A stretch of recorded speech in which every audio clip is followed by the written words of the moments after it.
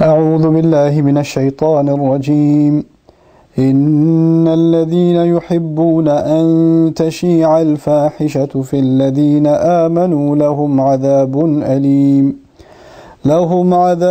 أليم في الدنيا والآخرة والله يعلم وأنتم لا تعلمون.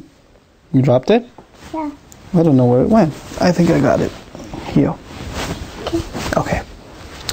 Bismillah wa salatu wa salam ala Rasulillah wa ala alihi wa sahbihi ajma'in. Assalamu alaikum, Quran Weekly. Me and Waleed again. And I want to share with you the 18th juz, one ayah from the 18th juz today. And that is the ayah from Surah An-Nur, one of my favorite surahs in the Quran. And this is the 19th ayah. إِنَّ الَّذِينَ يُحِبُّونَ أَن تَشِيعَ الْفَاحِشَةَ. No doubt those who love that shamelessness, inappropriateness, lewdness, indecency should become widespread and branch out. فِي الَّذِينَ آمَنُوا, among those who believe. لَهُمْ عَذَابٌ أَلِيمٌ فِي الدُّنْيَا وَالْآخِرَةِ. They'll have painful punishment in this world and in the next. I mean, a few days now I've been giving you surah ayat about warnings. And this is an equal part of the balance of the Quran. Allah gives warnings and Allah gives good news.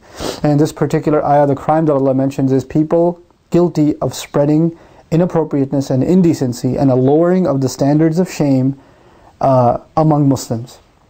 And people who make it common, people who want to make it just a norm, that should happen. Then they have great punishment in this world and the next. Wallahu ya'lam. And you would think, what's the big deal? Why is this so serious a crime? Allah answers that question Himself and He says, Wallahu ya'lam. Allah, in fact, He knows. وَأَنْتُمْ لَا تَعْلَمُونَ. You have no idea. You don't know. You don't know how serious this is. So what does that mean, people who spread shamelessness? This is, forms of entertainment that are inappropriate and indecent.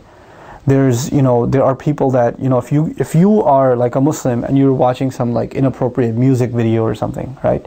And you forward it to your friends, and like you share it on Facebook or something, hey, watch this is pretty awesome. Then you spread shamelessness. You did that. Even by 2 clicks, the ayah started applying to you. So you have to be careful what you spread among people and what you make common. And this is not just limited to like videos and images and things like that. It's also talk. Like, if you know something scandalous or something, indecent, then you don't spread it, you don't talk about it, you drop it. We don't actually, in Islam, we don't, sensationalize controversy. And we don't bring it out in the community and talk about it even more and more. The context of this passage is actually, hey Baba, don't do that to the mic because then it makes a weird sound, okay? Okay? Say okay. Okay. Okay. So, the context of the ayah is actually the accusation made against the mother of the believers, Aisha radiallahu ta'ala anha, in Surah An-Nur. And she was accused of wrongdoing, and this scandal had spread. And Allah says those who, they want to spread shamelessness. Shamelessness is not necessarily an act of indecency, but it's even the talk of indecency. That spreading is inappropriate. So if you know something happened in your community, don't talk about it. Don't openly talk about it unless it brings some benefit. Like talk to the parents about, some girl ran away from her house or something. Or some boy, Muslim kid that you know from the masjid or from school is dating somebody.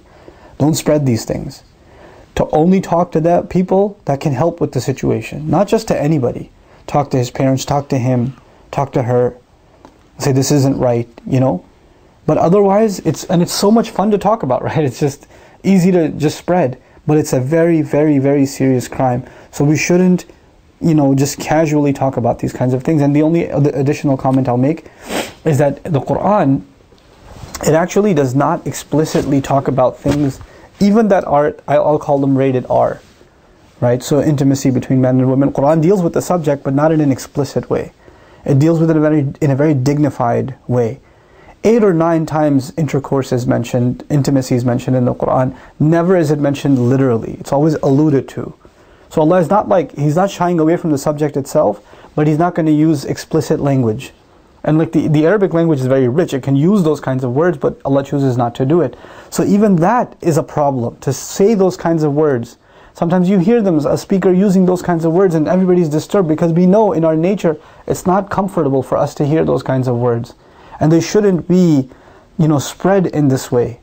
There's a way around them, and there's a way that we can maintain our decency and still talk about difficult things that are there to talk about.